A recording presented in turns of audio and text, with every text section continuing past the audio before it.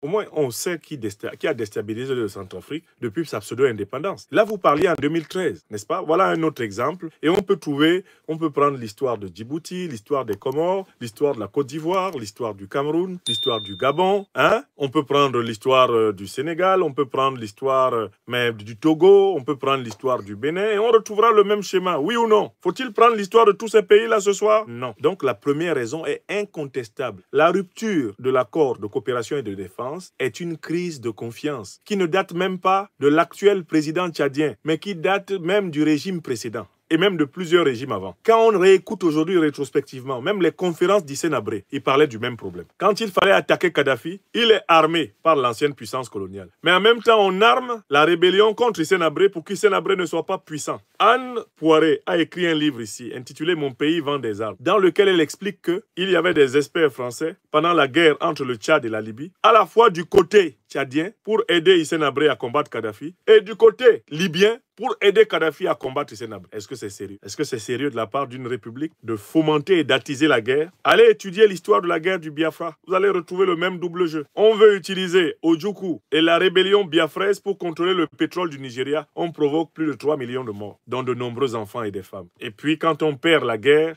on finit par organiser une réconciliation précaire. Voilà le Nigeria, l'état dans lequel il est aujourd'hui. On voit Tinubu claudiquant sur les pavés de l'Élysée. Mais il y a une deuxième raison. Je n'ai pas oublié la deuxième question qui est posée. On sait donc d'abord pourquoi l'accord est rompu. Mais maintenant, la question est la suivante. Est-ce que cette rupture est crédible? Est-ce qu'on doit faire confiance à cette rupture? Surtout quand on a, par exemple, l'expérience de la rupture telle qu'elle a été faite en République centrafricaine. Avec M. Touadéra qui est de retour avec sa Sébile pour demander 10 millions d'euros d'aide financière à la France. La question est, le Tchad, en décidant de rompre la coopération militaire avec la France, est-ce que le Tchad est prêt à faire face à ses responsabilités en tant qu'État? Ou s'agit-il d'une feinte avant de signer un nouvel accord de coopération encore plus néocolonial que le précédent? Ma réponse est la suivante. Je ne crois pas que nous soyons dans le cas d'une feinte. Parce que pour le premier point, la partie tchadienne a été... la partie française a été surprise de la décision de la partie tchadienne.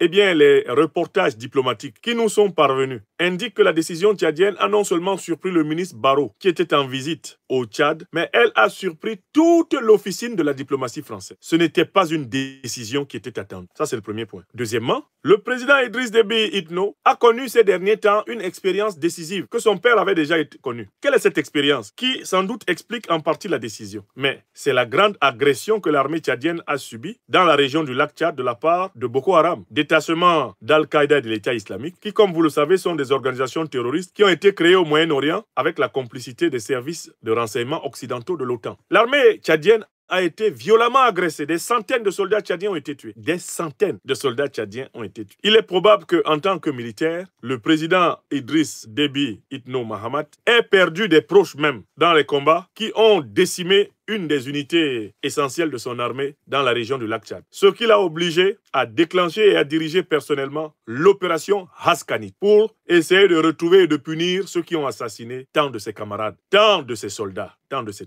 Mais le général Idriss Déby Itno s'est retrouvé très seul pendant cette opération. Non seulement la soi-disant force multinationale mixte du lac Tchad ne s'est pas rassemblée autour de lui comme un seul homme pour traquer les criminels de Boko Haram qui ont assassiné les soldats tchadiens, mais alors qu'il attendait qu'à ce moment-là, le fameux grand allié historique, le tuteur, le parrain, la République du Tchad, à savoir donc le tuteur français, mette tous les moyens techniques, technologiques à la disposition de l'armée tchadienne pour des poursuites et des représailles efficaces, le Tchad s'est retrouvé seul et orphelin face aux brigands surarmés de Boko Haram. Je vous fais l'hypothèse que Mahamat Idriss Déby Itno, général d'armée, homme de terrain, a compris qu'au minimum, ceux qui ont attaqué son armée ont bénéficié d'une complicité passive des forces de l'OTAN. Je recommence. Et ça, c'est le deuxième facteur de la décision que vous avez là. Il a compris que pour que l'armée tchadienne soit décimée comme elle a été au lac Tchad, il a fallu au minimum, je dis bien au minimum, une complicité passive des forces armées occidentales qui sont bien représentées sur le sol tchadien, qui possèdent des satellites militaires, qui possèdent des drones de guerre, qui possèdent du renseignement militaire de qualité qui, elles, ne sont jamais attaquées. Vous avez remarqué qu'on tue les soldats tchadiens, mais on ne tue pas les soldats de l'OTAN, n'est-ce pas? Qui ose attaquer les soldats, des armées de l'OTAN? Ils sont hyper armés. On attaque les soldats tchadiens parce qu'eux, ils sont dégarnis. Et quand Mahamat Idriss Déby Itno se tourne vers ses parrains pour leur demander une aide décisive afin de porter une estocade fatale, à ceux qui ont assassiné ces hommes. Il se retrouve seul. C'est dans ce grand moment de solitude qu'il a décidé de prendre une décision tout aussi grave. Et dans la presse en Hexagone, ça a été appelé un coup de sang. Il a eu un coup de sang. Quand il a vu les corps de ces hommes tués, parmi lesquels probablement des soldats qui lui sont proches et qui lui sont chers, il s'est souvenu que toute sa vie, pendant 30 ans à la tête du Tchad, son père avait vécu la même chose. Et qu'ils avaient toujours cette expérience de se rendre compte que les armes qui tuent leurs soldats sont des armes qui sont armées par les mêmes armes avec lesquelles eux, ils combattent l'ennemi. C'est-à-dire que les puissances qui arment les rébellions au Tchad sont même celles qui arment le gouvernement. Selon ce que nous a dit le père Idriss Déby Itno. Les mêmes qui me critiquent sont les mêmes qui organisent des attaques contre. Ça, c'est la deuxième raison. La solitude du Tchad, après l'agression barbare que son armée a subie, ça a été un moment vraiment révolutionnaire, révoltant, choquant pour le président Mahamat Idriss Déby Itno. Il a dit, en fait, nous pouvons tous mourir comme mon père est mort. Ces puissances étrangères s'en foutent complètement. Leur objectif, c'est que le Tchad reste dans l'instabilité, peu importe celui qui est président du Tchad. Donc, en fait, nos vies ne valent rien dans leur plan. Elles peuvent être sacrifiées à tout moment, comme celle de mon père le fait. Voilà le raisonnement que je reconstitue et qui a traversé l'esprit du président Tchad. Mais il y a une troisième raison. Il y a une troisième raison. Écrivez ça. Tilana Yom. Tilana. Sous le président Mahamat Idriss Déby Itno, le Tchad n'a pas été extrêmement coopératif avec toutes les initiatives de déstabilisation de l'Alliance des États du Sahel qui devaient être organisées à partir de son sol. À partir du sol tchadien, il était prévu de punir le Niger. Plusieurs projets d'attaque à partir des frontières est du Niger, c'est-à-dire à partir de bases arrières en territoire tchadien, avaient été élaborés. Ils ont échoué en raison de l'étroite collaboration des autorités de N'Djamena et de Niamey. Cela n'a pas été du goût de ceux qui auraient voulu que les tombeurs de Bazoum finissent en méchou. Vous avez compris? Le président Mahamat Idriss Déby Itno a contracté par là une rancune de la part des puissances néocolonialistes et impérialistes occidentales qui auraient voulu que le Tchad servît de base arrière pour réasservir à zéro le Niger. Le fait d'avoir refusé cela lui a valu son inscription en liste rouge. Ça, c'est la troisième raison. Écrivez ça. Et lui-même au courant de ces raisons, c'est ce qui l'a amené à prendre la décision. Parce qu'il sait que dans ces conditions, Cabrimon n'a pas peur de couteau. Vous connaissez le proverbe ivoirien? Quand c'est gâté, c'est gâté. C'est nyangami, c'est nyangami. Makabo mambel. Les macabos sont... Il y a une quatrième raison. Il y a une quatrième raison à laquelle vous devez être, extrêmement attentif. Il s'est rendu compte de l'efficacité de la lutte antiterroriste de l'Alliance des États du Sahel. Depuis que cette alliance a été constituée entre le Mali, le Burkina et le Niger, les coups que cette alliance porte aux terroristes sont plus efficaces que ceux de tous les pays de la CEDEAO et de tous les pays d'Afrique centrale. Mahamat Idriss Déby Itno est un officier. Il sait comparer l'efficacité des unités. Il sait comparer les résultats. Il sait lire les cartes d'état-major. Il sait regarder la réalité géopolitique et géostratégique sous-régionale. Quelle est l'alliance qui marche contre le terrorisme en Afrique aujourd'hui? Quelle est l'alliance qui marche contre le terrorisme en Afrique aujourd'hui? La seule alliance qui marche contre le terrorisme en Afrique aujourd'hui, c'est l'alliance des États du Sahel. C'est clair ou c'est pas clair? Donc, au lieu d'aller avec des gens qui ne réussissent pas, n'est-il pas plus intéressant d'aller avec ceux qui réussissent? Sa décision sonne un rapprochement tactique, géostratégique avec l'alliance des États du Sahel. Parce que les résultats de l'alliance des États du Sahel dans la lutte antiterroriste sont beaucoup plus probants que ceux de la CEDEAO ou ceux de la fameuse force mixte. Voilà la quatrième raison. Bon, il y a une cinquième raison, c'est ce qu'on appelle l'équation personnelle d'un homme d'État. Cette cinquième raison est liée à l'état de la situation politique au Tchad, la situation politique à l'intérieur du Tchad. Mahamat Idriss Déby Itno n'a pas raté le fait qu'il a été en réalité mis en concurrence par ses tuteurs français et américains avec son ancien premier ministre Echek Masra. Mahamat Idriss Déby Itno l'a écrit dans son livre que j'ai ici. Il n'a pas aimé qu'on ait forcé sa main pour nommer comme premier ministre pendant quelque temps celui que j'appelle depuis lors Echek Masra. Il sait qu'on joue Echek Masra contre lui, tout comme on le joue lui contre Echek Masra parce qu'il ne faut pas qu'il y ait à la tête du Tchad un dirigeant solide. Il n'a pas aimé le fait d'être à un moment donné mis sur un balançoire avec Echek Masra. Il n'a pas aimé ça du tout. Et il a le sentiment que Masra lui a été mis sur le flanc, littéralement comme un poil à gratter, permettant aux puissances néocolonialistes et impérialistes de le perturber tout le temps. D'ailleurs, Masra n'a pas manqué de dire, quand la décision de rupture de l'accord de coopération a été annoncée, il n'a pas manqué de se moquer des autorités gouvernementales françaises en disant c'est bien fait pour vous. Vous avez choisi Mahamat Idriss Déby Itno au lieu de me choisir moi. Moi, j'aurais été plus souple envers vous. C'est bien fait pour vous. De toutes les façons, vous l'avez choisi maintenant. Assumé. Oui, actuellement en N'Djamena, Masra est dans la rancœur, dans l'aigreur, parce que le coup de génie et le coup de poker et le joker qu'a sorti le général Mahamat Idriss Déby Itno, il n'était prévu ni de la partie française, ni de Masra succès. Selon la tradition, en tant que fils Déby, et puisqu'il sait que le pouvoir de son père n'a été possible que grâce à la France, on s'attendait à ce que celui-ci soit dans une allégeance aveugle, grossière, brute, naïve et épaisse, et bien aux intérêts français dans son pays. Personne en hexagone ne s'attendait, en dehors de ceux qui éventuellement ont le secret des dieux tchadiens, personne même à l'intérieur du parti des transformateurs ne s'attendait à ce que le président Mahamat Idriss Déby Itno dise à la France: retirez votre armée, fermez vos bases, l'accord de coopération militaire c'est terminé. Il a surpris non seulement la France, son partenaire principal, mais il a également surpris l'opposition et surtout son ancien premier ministre, le très aigri Masra, que nous avons appelé avec raison Monsieur Échec.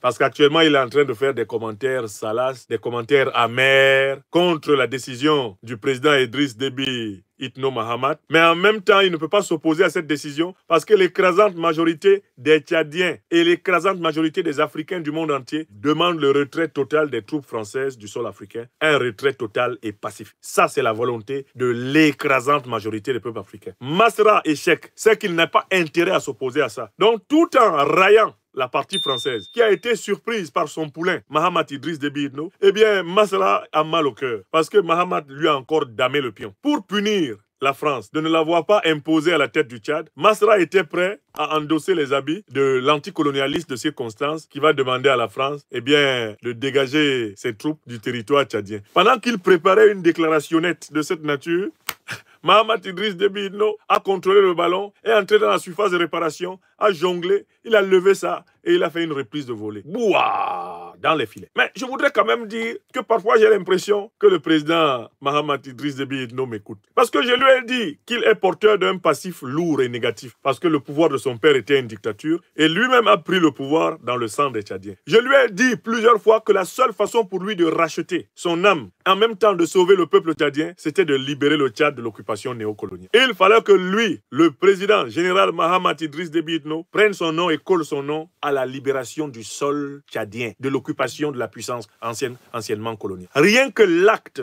de prendre ton nom et de mettre ça dans la décision qui dit à l'ancienne puissance coloniale, s'il vous plaît, ne faites pas de problème, rentrez pacifiquement chez vous. Cela est déjà un pas décisif dans le cœur des Tchadiens et des Africains. C'est la vérité que je vous dis. Vous êtes mes témoins. Vous êtes maintenant sans doute plus de 50 000 personnes en direct de cette émission. Vous êtes sans doute plus de 40 000 déjà en direct sur TikTok. Vous êtes plus de 5 000 en direct sur Franklin Nyamsiwa, Cameroun, l'Afrique des libertés. Vous êtes pratiquement 2 000 sur l'Université libre l'Afrique des libertés YouTube. Et vous êtes bientôt 2 000 sur Facebook. Est-ce que vous ne reconnaissez pas que la décision de demander le retrait pacifique de l'armée française est une décision qui est populaire dans le cœur des Tchadiens? Même ceux de l'opposition qui n'aiment pas le président Mahamat Idriss Déby Itno. Même les opposants à Kaka sont assis en Djamena actuellement. Ils disent il nous a eu des... Et j'ai lu les nombreux posts de mon jeune frère Échec Masra et je vois de l'aigreur. C'est-à-dire qu'il est jaloux de la bonne décision. Lui, il était Premier ministre, il n'a jamais fait une déclaration comme ça. Il était Premier ministre là, non? Pendant quelques mois, non? Il n'était pas Premier ministre. Quand il était Premier ministre, il aurait pu même organiser sa démission sur la base de cette affaire. Il aurait pu se lever, se tenir devant le président, dire, bon, monsieur le président, je suis votre Premier ministre, mais moi, je ne peux pas continuer à être Premier ministre du Tchad sans que nous demandions d'un commun accord le retrait pacifique des troupes françaises de notre sol. Masra a été Premier ministre là en Djamena. Est-ce qu'il a dit ça? Est-ce qu'il a publié un communiqué pour demander ça? Est-ce qu'il a accepté de perdre son poste de premier pour demander la libération du sol tchadien par l'armée française? Zéro. C'est le fils d'Idriss Déby Itno. C'est le général Mahamat Idriss Déby Itno qui vient de gagner la palme d'or, le trophée d'or du courage politique au Tchad. Ça, c'est du courage politique. Ou bien c'est pas du courage politique. Même si tu n'aimes pas quelqu'un là, quand il fait quelque chose qui est bon, reconnais. J'ai souvent fait savoir à mes frères et sœurs du parti et de l'entourage, même du président Mahamat Idriss Déby Itno, que je suis fâché contre lui et son pouvoir. Parce qu'il a pris le pouvoir dans le sang et parce qu'il a pris la vie de mon frère bien-aimé. Eh bien, le président du Parti Socialiste Sans Frontières, Yaya Dilo Djerou Béchi. Je pleure tous les jours de ma vie. Yaya Dilo Djerou Béchi. Jamais je ne cracherai sur la tombe de mon frère. Yaya Dilo Djerou Béchi. Et la première fois que je verrai, si cela arrive, le président Mahamat Idriss Déby Itno, je vais lui demander de tout faire pour que le pardon, la réconciliation, la repentance soient proclamées, que des prières de purification soient dites pour le sang de son propre frère, Yaya Dilo Djerou Béchi, qui a été versé sous son pouvoir. Mais là, quand le président Mahamat Idriss Déby Itno demande à l'armée française de rentrer pacifiquement en France, il touche le cœur de toutes les Africaines et de tous les Africains éveillés de la terre. Même si tu ne l'aimes pas, tu dois dire bravo. Écris ça sous la vidéo. Tu le critiques parce qu'il est dictateur. Tu le critiques parce qu'il a pris le pouvoir par coup d'État. Tu le critiques parce qu'il a hérité du système france-africain de son père. Tout ça est vrai. Mais tu ne peux pas le critiquer dès lors qu'il prend une décision en faveur du peuple tchadien. Ça s'appelle honnêteté politique. À Douala, nous disons ça. On dit Mouna Nyongo Abukite Owa Bambele Mokonda. Quand ton frère te dépasse, porte son sac. C'est le conseil que je donne à mon jeune frère Masra Succès. Dis échec. Quand ton frère te dépasse, porte son sac. Mouna Nyongo Abukite Owa Bambele Mokonda. Ce qu'il vient de faire, Mahamat Idriss Déby Itno, est un acte qui touche le cœur des ancêtres. Même les victimes du régime de Déby ne regrettent finalement pas d'être allés au bout de leur combat. Parce que même dans le cœur d'un Déby, la nécessité de libérer le Tchad de l'occupation militaire néocolonialiste a fait grâce soit rendue à Dieu le Tout-Puissant. Grâce soit rendue à nos ancêtres angélisés. Que les âmes des nombreux martyrs du peuple tchadien, de tous les bords politiques, tous les innocents qui ont perdu la vie au Tchad à cause de la méchanceté organisée, à cause de la haine de l'Africain contre son propre frère, à cause de la soif inhumaine du pouvoir, que leurs âmes trouvent un apaisement, ne serait-ce que dans l'idée que le sol africain du Tchad va être libéré de l'occupation de l'ancienne et sempiternelle puissance coloniale. Donc, moi je pense qu'il faut prendre au sérieux la décision du président Mahamat Idriss Déby Itno, parce que je connais la psychologie des néocolonialistes. Il ne pardonne aucun écart. Et parce que je sais que Mahamat Idriss Déby Itno, le président tchadien, connaît la psychologie de ses anciens maîtres. À partir du moment où tu remets en cause, même symboliquement, l'un des fondamentaux de leur domination, ils t'en veulent à mort. Confère Kadhafi, ils te gardent une dent et ils guettent l'occasion de te régler ton. Ça, c'est leur manière inimitable de s'asseoir. Et le président Mahamat Idriss Déby Itno le sait. Avec eux là, c'est un peu comme pour nos frères qui sont musulmans avec la viande de cochon braisée. La religion musulmane déconseille à ses pratiquants de manger cette viande. Tous les animaux qui n'ont pas le sabot fendu, il est recommandé de ne pas manger leur viande en islam comme dans le judaïsme. Mais c'était un proverbe connu chez nous en Afrique que vraiment si la faim t'a attrapé et que tu n'as pas vraiment autre chose à manger et que tu n'as pas pu manger, quand mes frères et sœurs musulmans décident que bon vraiment là aujourd'hui là seulement le porc braisé là on va manger ça, il est recommandé de manger un gros morceau parce que si Dieu te punit pour ça là, toi-même tu sais pourquoi. Toi-même tu sais que je ne devais pas faire ça, mais quand même le porc au four là était bon, c'était très bon. Hein? Vous connaissez cette blague qui est répandue en Afrique. On dit, faut pas manger le cochon, hein. Si tu es musulman, faut pas manger cochon braisé, tout ça là, faut pas manger. Hein. Mais voilà, ici vraiment c'est gâté que tu peux pas faire autrement. Il faut manger gros morceaux même. Comme ça, même toi, quand tu es assis après, tu dis, si Dieu me punit là, moi-même, je sais pourquoi. Mais j'ai bien mangé. Vous comprenez? Je suis convaincu que le général Mahamat Idriss Déby Itno, qui était un tacticien et un stratège, sinon il n'aurait pas dribblé la classe politique tchadienne comme il dribble jusqu'ici. Je suis convaincu qu'il sait qu'il a franchi la ligne rouge. Et il sait ce que ces gens-ci entendent par la ligne rouge. Quand tu as traversé la ligne rouge avec eux là, faut jamais revenir. Parce que de toute façon, eux, ils t'attendent plus. Ils t'attendent au courbon, avec une massue.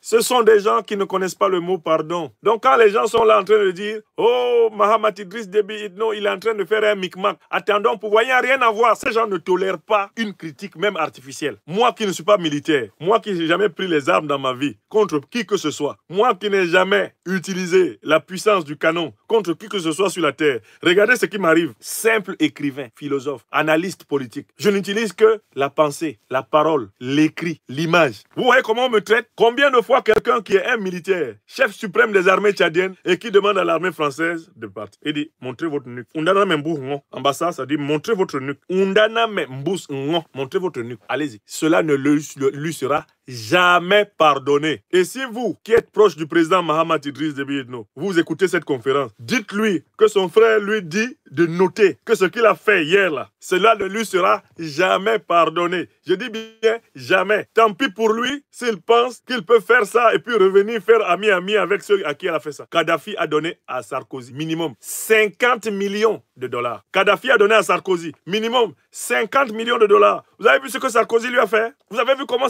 Kadhafi Kadhafi a fini, Sarkozy a fait bombarder la Libye pendant 6 mois. Et il a donné des ordres précis à l'armée française pour bombarder le cortège de Kadhafi et le livrer aux voyous d'Al-Qaïda et l'État islamique qui sont en réalité les mercenaires au service de l'OTAN. C'est vrai ou c'est faux? Vous n'avez pas assisté à ça? Dites au président Mahamat Idriss Déby Itno de ne même pas rêver qu'il peut faire marche arrière. Le président Sankara disait, avec des décisions comme celle qu'il vient de prendre, il est comme un cycliste qui pédale sur un vélo. À gauche, il y a un trou, un abîme. À droite, il y a un trou. S'il arrête de pédaler, il tombe. Là, il est sur un vélo. À droite, il y a un fossé. À gauche, il y a un fossé. S'il arrête de pédaler, il tombe. Dites ça au président. Ceux-là, nous avons étudié leur psychologie, qui est habitée par l'angoisse existentielle et la cupidité terrestre. Ceux-là, surtout quand vous êtes un militaire et que vous leur avez fait ça comme ça, j'ai vu le communiqué qu'ils ont publié. Ils ont utilisé 2 mots. Ils prennent acte de la décision du Tchad.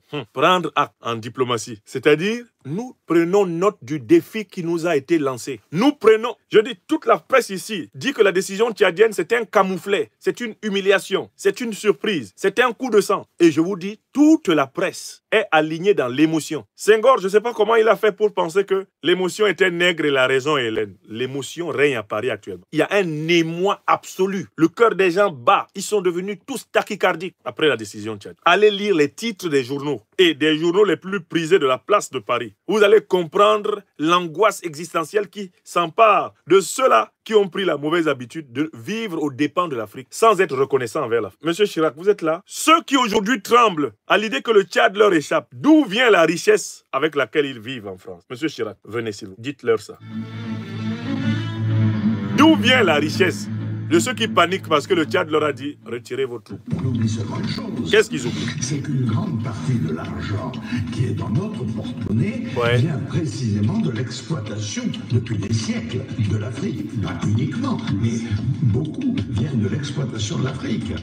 Alors, il faut avoir un petit peu de bon sens, je ne dis pas de générosité, de bon sens, de justice, pour rendre aux Africains, je dirais, ce qu'on leur a pris, d'autant que c'est nécessaire si on veut éviter les pires convulsions ou difficultés avec les conséquences politiques que ça comporte dans le prochain avenir.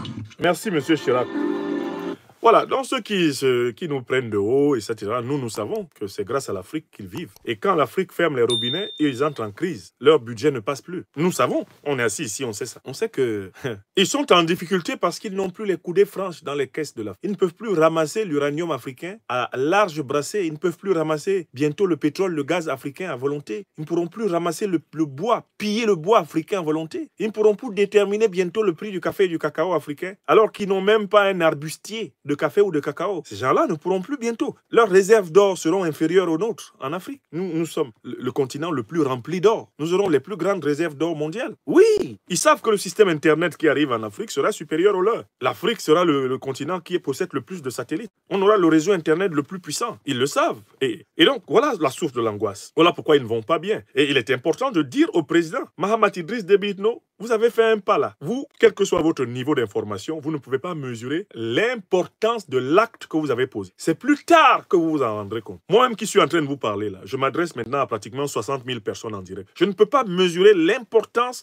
complète de l'enseignement citoyen que je dispense. Je ne peux pas le mesurer. C'est avec le temps et les conséquences des vérités partagées, de l'éveil produit. C'est là peut-être que je pourrais voir des choses, mais jamais je ne pourrais évaluer la portée entière de ma propre action. Jamais. Personne ne peut savoir ce qu'une belle œuvre qu'il fait va devenir. Maintenant, une dernière question sur la situation au Tchad. C'est qu'est-ce qui va se passer? Et écoutez-moi très bien. Je vais vous parler de ce qui va se passer. Ce qui va se passer, c'est que toutes les rébellions néocoloniales vont être surarmées pour attaquer N'Djamena. Commencez par écrire ça. Je commence maintenant à vous dire ce qui va se passer et que personne ne fasse semblant d'être surpris. Toutes les rébellions aux ordres du néocolonialisme et de l'impérialisme vont être surarmées dans les heures et les jours qui viennent pour attaquer N'Djamena. Le président Mahamat Idriss Déby Itno doit s'attendre à être attaqué. S'il ne s'y attend pas, cela veut dire qu'en prenant cette décision, il s'est suicidé. Écrivez ça. Maintenant, il y a une deuxième chose que je vous dis. Qu'est-ce qui va se passer? Notez, deuxième événement. Le président Mahamat Idriss Déby Itno est obligé d'engager des alliances avec le bloc anticolonialiste africain, avec le bloc panafricaniste africain et avec le bloc multipolaire mondial. Il ne faut pas qu'il écoute les menaces, les intimidations qui prouvent. Ah oui, d'accord, on est bien prêt à partir, mais on ne veut pas voir tel. Ce n'est pas leur affaire. Il y a des liens qui libèrent et il y a des liens qui aliènent. Les alliances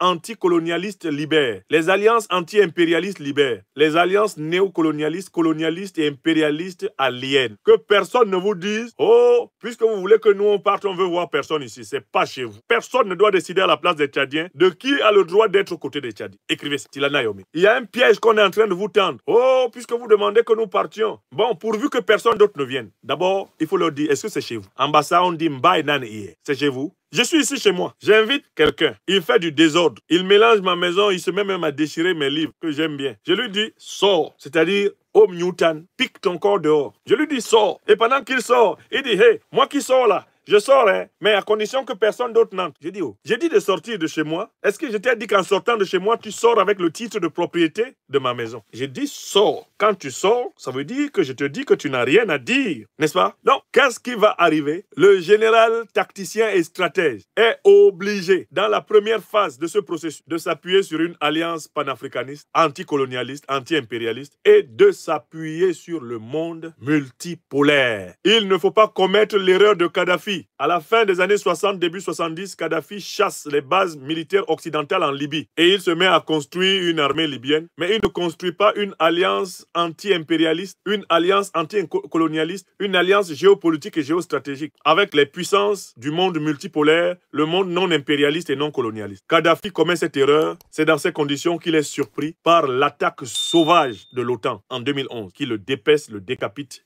Si Bachar el-Assad, à la tête de la Syrie, est encore au pouvoir, c'est parce qu'il n'a pas commis cette erreur. Il a noué à temps les alliances qui lui ont permis de résister à l'assaut des ennemis de sa nation. C'est vrai ou c'est faux? Si Assimi Goïta, général d'armée, président de la transition, chef de l'État du Mali, est encore aujourd'hui à la tête du Mali, c'est parce qu'il a noué à temps les alliances géostratégiques et géopolitiques qui libèrent aujourd'hui le Mali. Ainsi en est-il du président Ibrahim Traoré à la tête du Burkina Faso et du président Abdourahmane Tiani à la tête du CNSP du Niger, chef de l'État. Ils ont assumé le fait de dire « Nous ne voulons pas d'alliances néocolonialistes et impérialistes, nous voulons des alliances anticolonialistes et anti-impérialistes. » Il ne faut pas commettre l'erreur de se surestimer, car tout seul, on ne peut rien. Mais avec ceux qui regardent dans la même direction que nous, nous sommes plus forts. Écrivez ça. Donc, ce qui va arriver, c'est un rapprochement accéléré entre le Tchad et l'Alliance des États du Sahel et entre le Tchad et le bloc multipolaire, c'est-à-dire la Chine, l'Iran, la Russie et consorts. Tout ceci va être sanctionné par des guerres instrumentalisées aux frontières soudanaises, libyennes, et même on tentera d'instrumentaliser une guerre à la frontière centrafricaine du Tchad. Sans oublier la zone du lac Tchad qui va être le lieu d'un réarmement de la bande de mercenaires otaniens appelés Boko Haram. Écrivez ça. Tilana Yomi. Et dites cela au président Mahamat Idriss Déby Itno. Ça, c'est le travail de la pensée. À Abidjan, on appelle ça voir dedans. On dit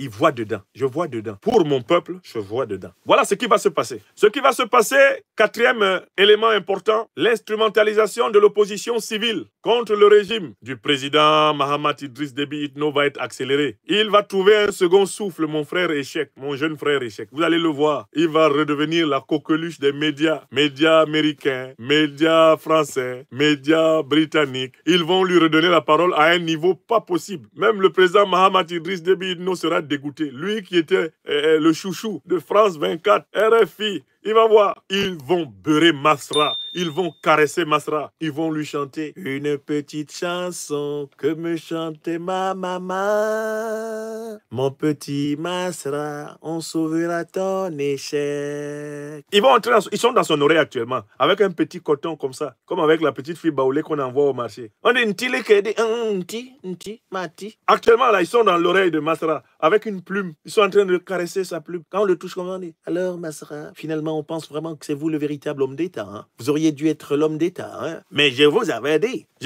dit que moi, Masra Succès, j'étais la seule garantie. Voilà comment vous êtes humilié. Vous êtes maintenant des sans domicile fixe. Alors que si vous m'aviez fait confiance pour que je puisse diriger le Tchad en tant que leader serviteur, mais vous ne seriez pas humilié aujourd'hui. Vous avez misé toutes vos billes dans la famille Déby. Et voici maintenant que vous vous retrouvez gros gens comme devant. Pour ainsi dire, vous auriez dû me choisir. Masra, faut quitter dans sorcellerie, petit frère. Quitte dans ça. Il est question de libérer l'Afrique. Quitte dans ça. Là où on est là au Tchad là maintenant, là, c'est comme ça qu'on va être au Cameroun bientôt. C'est comme ça qu'on va être chez Oligui Nguema bientôt. C'est comme ça partout. Toute l'Afrique est fatiguée de l'occupation militaire, des anciennes puissances esclavagistes, coloniales, des puissances néocoloniales et impérialistes. On ne veut plus voir un seul de leurs bérets sur le sol. Écrivez ça, écrivez ça. Maintenant, on va passer à une 5e observation. Quand j'ai écouté l'audition du très loquace général Didier Castres à la commission parlementaire de la défense ici à Paris, il avait proposé qu'une bonne partie des effectifs militaires de la France en Afrique soient reconvertis en effectifs privés, c'est-à-dire en mercenaires, et que le personnel soit recruté amplement parmi la population noire, de telle façon que la présence militaire française en Afrique devienne amplement invisible. C'est la proposition phare qui a été faite par le général Didier Castres lors de son audition, si je ne m'abuse, au mois de février 2024, devant la commission de défense. Les Africains doivent en tirer une conséquence, c'est que même quand les bases militaires françaises fermeraient, le nombre de compagnies de mercenaires français augmentera. Écrivez ça.